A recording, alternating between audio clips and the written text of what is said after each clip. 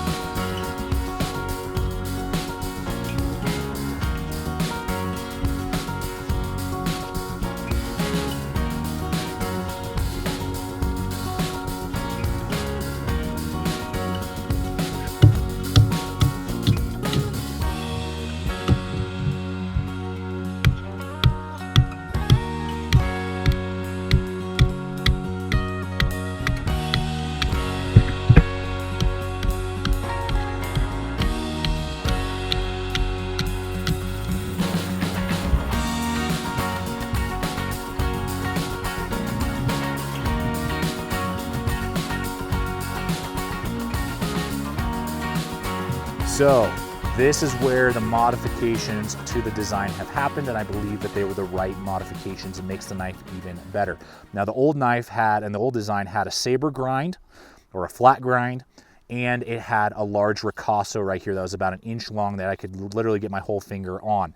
They brought that ricasso way in, so it's much closer to the guard, so you have much more control without having to feel like you have to come up and grab the knife like this. So I'm able to get a lot more on my controlled cuts in that way, which is awesome. And I really appreciate that they have finally removed that very large, kind of silly ricasso and brought it back in. That is awesome and makes the controllability of your finer work a lot easier. And after fixing the silly casso to the ricasso, they put on a hollow grind versus the saber grind that was before. Now the hollow grind is pretty shallow, you know, so it's not going to reduce the strength of the knife by much, in my opinion and in my estimation, but it does give you a better geometry on the cutting edge for slicing, stabbing, and carving. So going through all sorts of different material, you're gonna find that this is actually a better cutter and a better slicer than your saber ground versions, which is really nice. Even on the tip, they kind of dulled out the swedge up here a little bit. This used to be almost razor sharp. It's dulled out slightly, but still got that reinforcement all the way through the tip and gonna give you good strength all the way through. So I'm really glad, actually. Usually I'm not a huge fan of hollow grinds. I understand it on some combat knives, and I'm glad that they went from a saber to a hollow and a shallow hollow grind on this version, giving us just better edge geometry for the task that you would put this knife through. So the sheath is the same sheath that you've been seeing for years on the SRK. We got that polymer Securex type of material. We got a drainage hole, lots of lashing points here, so you could lash it, you know, with paracord. It's not really quite lined up for Blade Tex locks from what I've tried in the past, but we have a good retention right here, good thumb ramp, easy to pull out.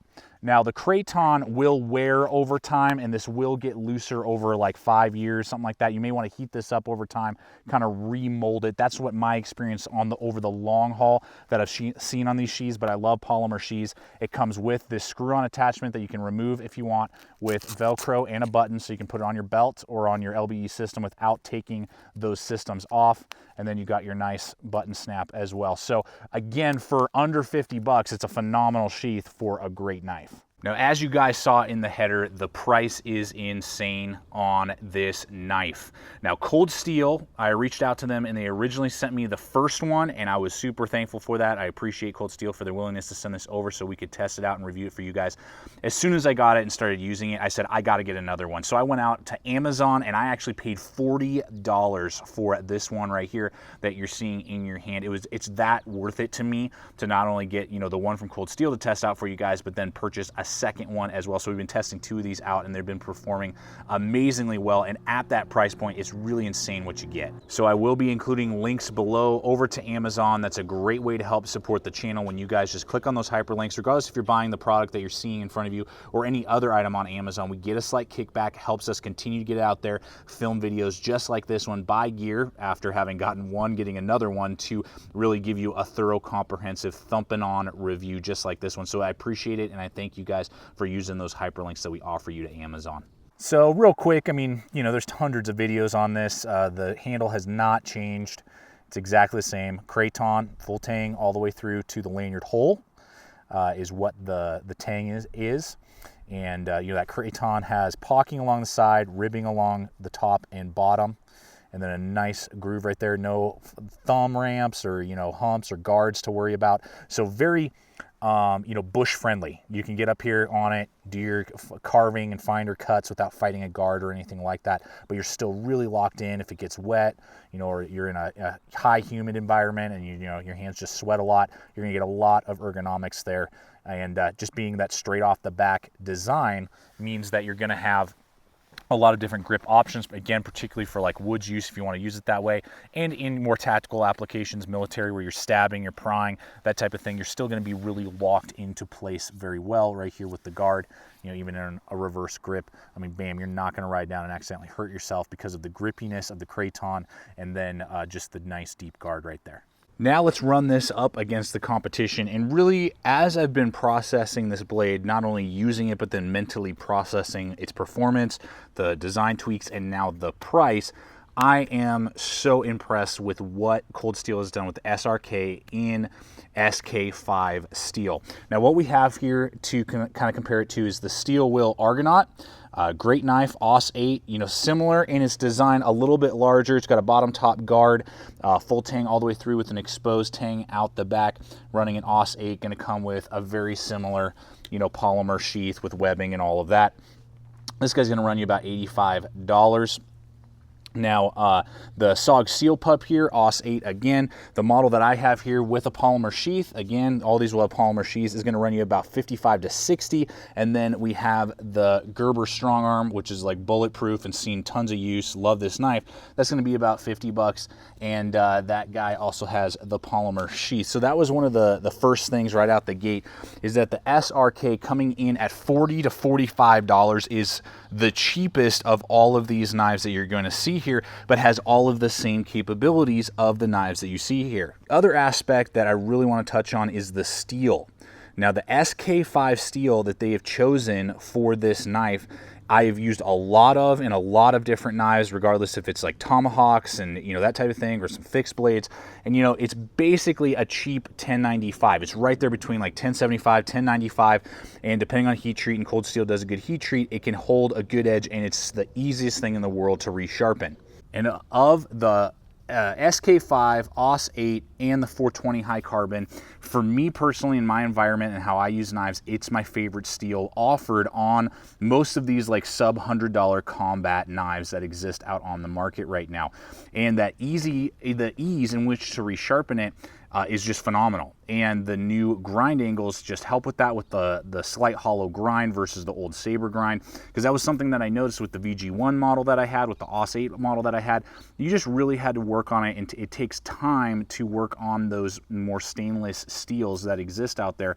Whereas this SK-5 high carbon steel, it just razor sharp immediately, which is just awesome to see. So not dissing on any of these knives, they all have their place and they are fantastic. Some of them have, you know, stronger tips.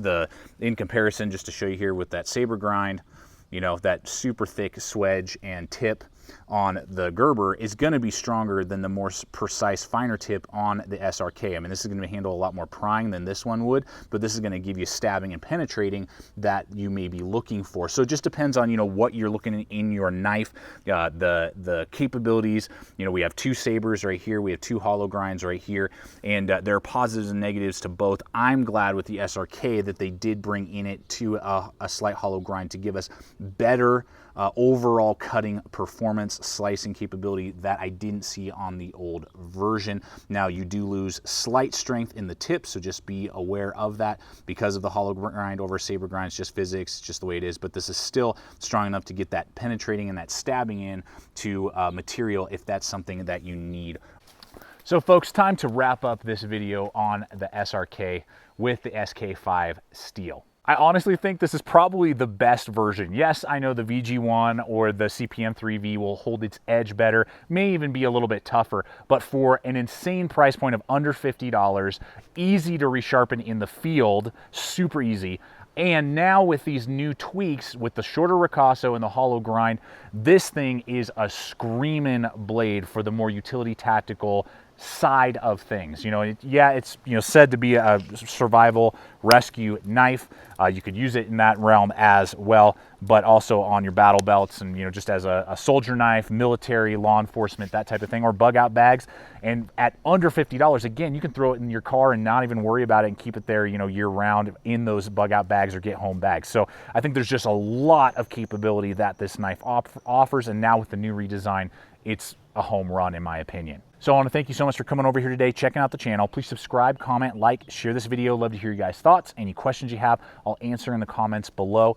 Check us out on all the relevant social media as well. It's a great way to see what's up and coming. And always remember, stay equipped, stay prepared. We'll see you out there.